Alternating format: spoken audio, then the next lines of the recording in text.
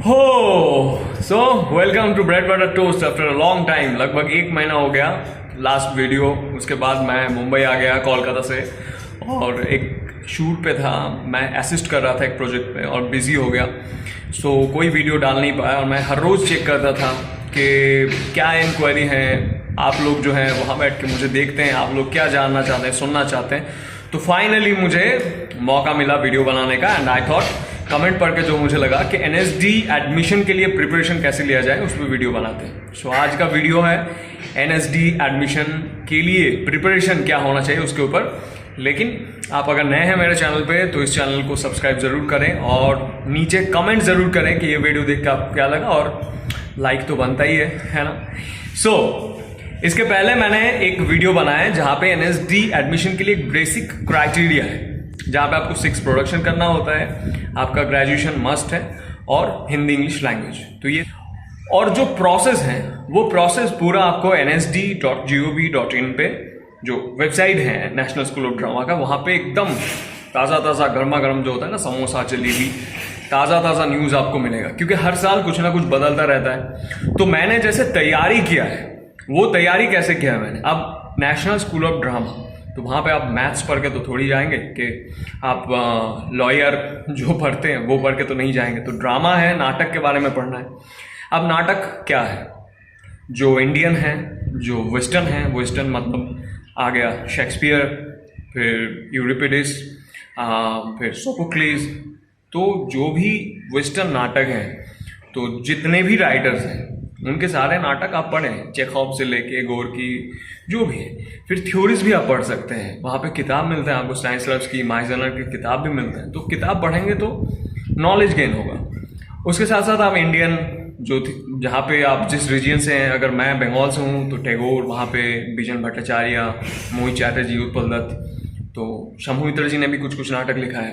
तो अभी के टाइम पे जो नाटक लिखा जा रहा है, तो पुराने ज़माने पे, मतलब पुराना ज़माना मतलब कि अभी 50 साल पहले जब नाटक हो रहा था, एक रेवोल्यूशन आया नाटक के ज़रिए, तो क्या क्या नाटक ऐसा हो रहा था और वो नाटक आज के टाइम पे भी हो रहा है, और आज के नाटक टाइम पे क्या क्या नाटक लिखा जा रहा है, वो जानना और पढ़ना बहुत ज़्यादा ज़रूरी है। और उसके साथ साथ आप भारत के जैसे महाराष्ट्र में हो जाए या फिर कनाडा में हो जाए, गिरीश कार्नाड, महाराष्ट्र में यहाँ पे विजय तेंदुलकर, तो ऐसे बहुत सारे लेखक हैं, बहुत सारे महान राइटर्स हैं। हिंदी बेल्ट में अगर आप चले जाएं, धर्मवीर भारती, तो ऐसे उन्होंने बहुत सारा नाटक लिखा है। तो वो सारे नाटक आप पढ़ें, क्योंकि जब भी आप फॉर्म फिलअप करेंगे तो उसके बाद अगर आपका फॉर्म सही रहा तो वहाँ से आपको एक लिस्ट दिया जाएगा, लगभग 20-25 नाटक होगा उसमें। क्लासिकल नाटक भी होता है, कालिदास का, भास का, तो उसके साथ कंटेम्प्रेरी अभी के टाइम पे मॉडर्न नाटक, तो बहुत सारे नाटक की लिस्ट होते हैं। तो वो आपको सवाल पूछा जाता है कि कौन सा नाटक आपने पढ़ा है,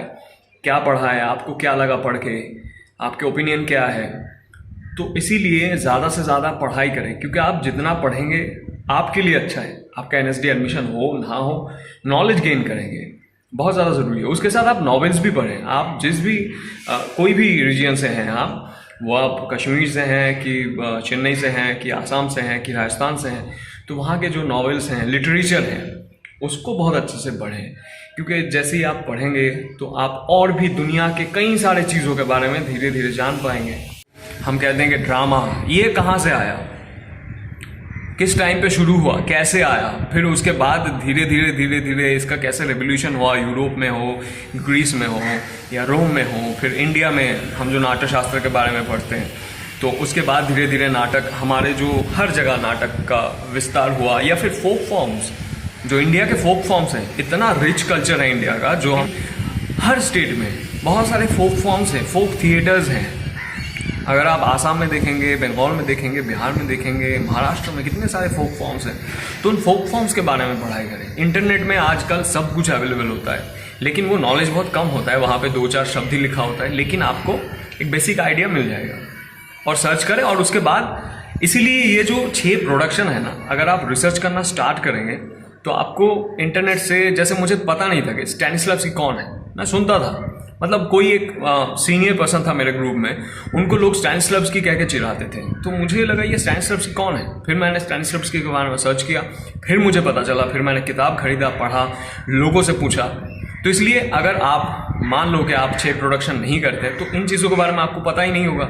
जब आपका एग्ज़ाम होगा आपको पूछा जाएगा कि आपने डॉल्स हाउस पढ़ा है, तो आपको पता ही नहीं डॉल्स हाउस कौन से नाटक है, क्या किया है, डॉल्स हाउस में क्या है, बिल्कुल नहीं पता। या एडिपस, या फिर अगर आपको शकुंतला में दुष्यंत के किरदार के बारे में पूछा जाए, आप नहीं पढ़ेंगे तो बिल्कुल आप कर ही नहीं पाएंगे। तो इसलिए पढ़ाई करें, किताब खरीदें, जो भी पढ़ने का मन हो पढ़िए, लिटरेचर पढ़िए, नाटक पढ़िए, नाटक की हिस्ट्री पढ़िए, वेस्टर्न इंडियन सब कुछ पढ़ाई करें।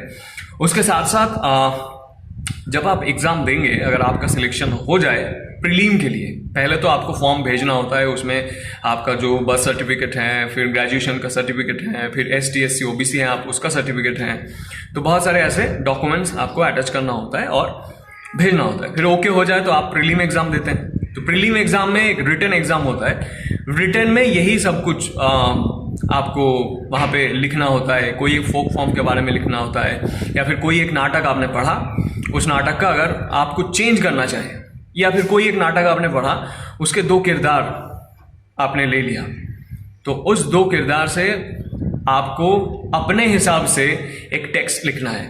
तो ऐसा ही होता है। तो अगर आप पढ़ेंगे तो आपके लिए इजी हो जाएगा बहुत ज़्यादा।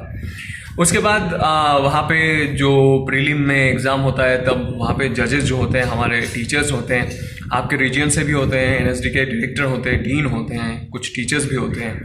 तो वो आपको पूछते हैं, देखते हैं कि आप कितना पढ़ने में इच्छुक हैं, आप 3 साल मन लगा के पढ़ाई कर पाएंगे कि नहीं, आप कितना जानते हैं, आप में जानने की इच्छा क्या है, क्या आप सब कुछ जान के आए हैं, तो NSD जाके कोई फ़ायदा नहीं होगा। लेकिन आप जानने में इच्छुक भी आए नहीं तो भी NSD जाके कोई फ़ायदा नहीं होगा।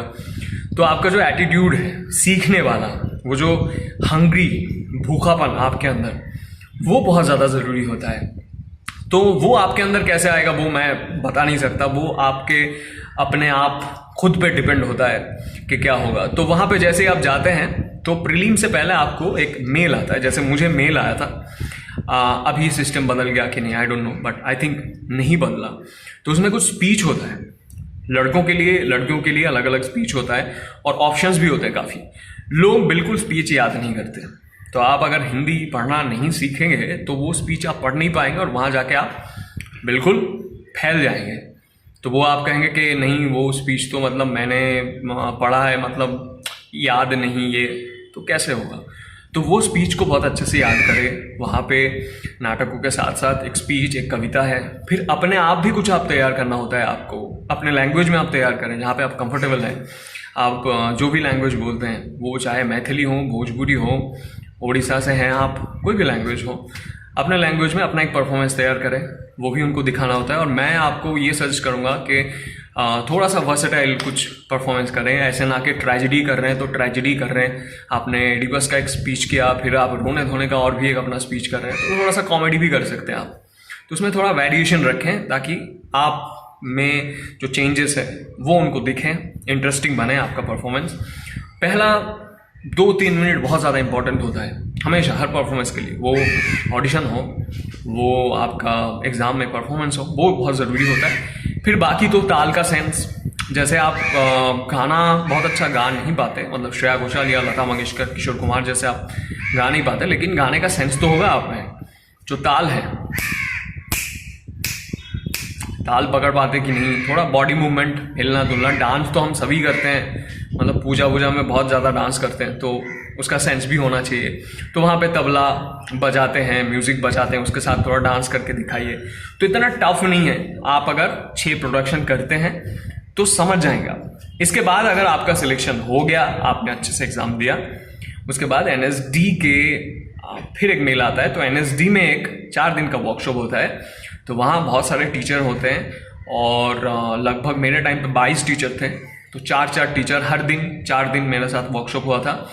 4 दिन में 4-4 वर्कशॉप, सिंगल इम्प्रोवाइजेशन होता है। जैसे मैं अपने चैनल पे बहुत सारा इम्प्रोवाइजेशन डालता हूँ, वो कॉमेडी का, कुछ एक ऑब्जेक्ट के साथ इम्प्रोवाइजेशन, तो ऐसे बहुत सारे इम्प्रोवाइजेशन वगैरह होता है, एक लाइन के साथ, एक म्यूज़िक के साथ। तो आप कितना फास्ट चीज़ें कर पाते हैं, कितने अच्छे से कर पाते हैं, कितना एडजस्ट करते हैं लोगों के साथ। क्योंकि जब मैं गया था तो मेरे ग्रुप में 25 लोग थे, और ऐसे ABCD करके अलग अलग 4 ग्रुप बने थे एक्टर्स का। फिर डायरेक्टर्स और डिज़ाइनर्स, उनके भी अलग ग्रुप होते हैं, तो उनका अलग टास्क होता है। अब वो 25 लोगों में से मेरे ग्रुप से, मैं सी ग्रुप में था, तो वहाँ से 4 लोगों का सिलेक्शन हुआ था। तो आपको कोई अनजान है, तो मेरे साथ जो एक अनजान लड़का है, एमपी से था वो, तो उसके साथ मेरा पार्टनर बन गए हम। तो मैं उसको जानता भी नहीं और हमें 2 लाइन दे दिया गया, इम्प्रोवाइज करना है। अब मुझे समझ के उसको परफॉर्मेंस करना है, उस पर हावी भी नहीं होना है, बहुत ज़रूरी ये है। और जो इंस्ट्रक्शन टीचर्स दे रहे हैं उसको फॉलो करना है। तो आप में कितना समझ है, मुझे लगता है ये जो समझ चीज़ें हैं, आप कितने अच्छे परफॉर्मर हैं वो नहीं। एनएसडी एग्ज़ाम, एनएसडी में क्रैक करने के लिए कोई ऐसे कुछ जादू छू मंतर तो है नहीं, लेकिन समझ की बात है। आप वो 4 दिन कितने अच्छे से समझ के चीज़ों को कर पाते हैं, और उसमें ही डिपेंड होता है कि आप 3 साल क्या करेंगे, सीखेंगे, कैसे कर पाएंगे। क्योंकि 3 साल बिल्कुल आपको पैसा मिलता है पढ़ने के लिए, और वो टाइम ज़ाया ना हो। सरकार करोड़ों रुपए खर्च करते हैं हर एक स्टूडेंट पे, और तभी लोग वहाँ से पढ़ के निकलते हैं और कुछ करते हैं। उनको देख के हम इंस्पायर होते हैं, जैसे मैं भी हुआ था, या फिर मैं आज बोल रहा हूँ, कोई और सुन रहे हैं, कोई और किसी दिन आप वहाँ से निकल के मेरे जैसे ही कुछ बताएंगे, एनएसडी मिल जाएगा आपको, और फिर आप भी लोगों को इंस्पायर करेंगे। तो ऐसे ही होता है। तो इसलिए आपका एटीट्यूड बहुत ज़्यादा मैटर करता है, और सीखने की इच्छा हमेशा रखें। आप एग्ज़ाम दे रहे हैं, 4, 5, 6 बार एग्ज़ाम देते हैं लोग, उनका होता नहीं है। लेकिन सीखने की इच्छा, जो ये पढ़ने की इच्छा है, जो करने की इच्छा है, उसको कम मत कीजिए। अगर उसको कम कर देंगे तो ज़िंदगी में रुक जाएंगे। एनएसडी मिलेगा फिर भी मैं एक्टिंग कर पाऊंगा, तभी ज़िंदगी में कुछ कर पाऊंगा, ऐसा बिल्कुल नहीं है। मिल गया तो बहुत अच्छी बात है, ना मिले तो कोई बात नहीं। लड़ना है, करना है, पैशन, जुनून वो होना चाहिए, और सीखने की इच्छा।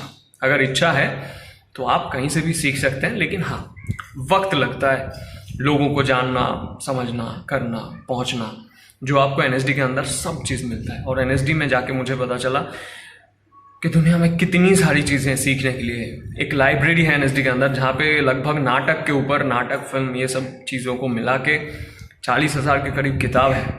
उसमें से 4 भी मैं ढंग से नहीं पढ़ पाया शायद। अभी सीखना बहुत कुछ बाकी रह गया। मैं हर रोज़ सीखता हूँ, जानता हूँ, बोलता हूँ, कहता हूँ, हर मोमेंट से सीखता हूँ, ज़िंदगी से सीखता हूँ। Acting is all about recreating. तो आप जैसे भी प्रिपरेशन लें, जो भी करें, मन लगा के सीखें, पढ़ें, और इस तरीके से प्रिपरेशन लें, डेफिनेटली होगा। एक न्यूज़ है आप लोगों के लिए, एक 10 दिन का ऑनलाइन एक्टिंग वर्कशॉप स्टार्ट कर रहा हूँ मैं। अभी इस चैनल पे ऐड भी दिया है मैंने, तो उसमें बहुत सारा टॉपिक्स हम कवर करते हैं। और इसके पहले भी मैंने 10-12 स्टूडेंट के साथ काम किया है, बहुत अच्छा रिव्यू है। बहुत जल्द मैं उसके जो क्लिपिंग्स हैं, हमने जो काम किया है ऑनलाइन, तो वो भी इस चैनल पे मैं वीडियो बना के शेयर करूँगा आप लोगों के साथ। तो अगर आप इंटरेस्टेड हैं करने के लिए, तो मुझे breadbuttertoast.b@gmail.com पे मेल करें। मैं बिल्कुल आपको डिटेल भेज दूंगा, उसके बाद आपकी मर्ज़ी। और मेरे ऐसे बहुत दोस्त उस पर बैठे हैं जो कहते हैं कि सर, आपको तो पता है पैसों की कितनी दिक्कत है, आप फ्री में क्यों नहीं कराते, आप भी दूसरे जैसे निकले। तो मेरे दोस्त, मैं दूसरे जैसे निकला नहीं। ये जो मकान पे मैं रहता हूँ, वहाँ पे किराया देना होता है, और जो राशन के दुकानदार हैं वो भी मुझे फ्री में खाना नहीं खिलाते। सो मेरे फीस बहुत ही मिनिमम है, बहुत ही कम है। तो अगर आपको क्लास ज्वाइन करना है तो आप मुझे मेल करें, बाकी एक साथ काम करेंगे, और उसके बाद आपको अच्छा नहीं लगा तो पैसा वापस। So all the best to all of you. अगर आप एनएसडी का एग्ज़ाम दे रहे हैं, मेरा जो इंस्टा आईडी है वहाँ पे जाके मुझे फॉलो करें, टेक्स्ट करें। मैं हर किसी के टेक्स्ट का रिप्लाई देता हूँ, कोशिश करता हूँ। और इस वीडियो को यहाँ पे सब्सक्राइब तो करना ही है, अगर आप नए हैं बेल आइकॉन दबाना है, ताकि नए नए वीडियोस अब जो आएंगे वो आपके पास बहुत जल्द पहुँच जाए, आप देख पाए। लाइक करना है और कमेंट करना है, और कुछ नहीं करना है, साथ बने रहना है और प्रैक्टिस करना है। Okay, so bye, take care, stay safe.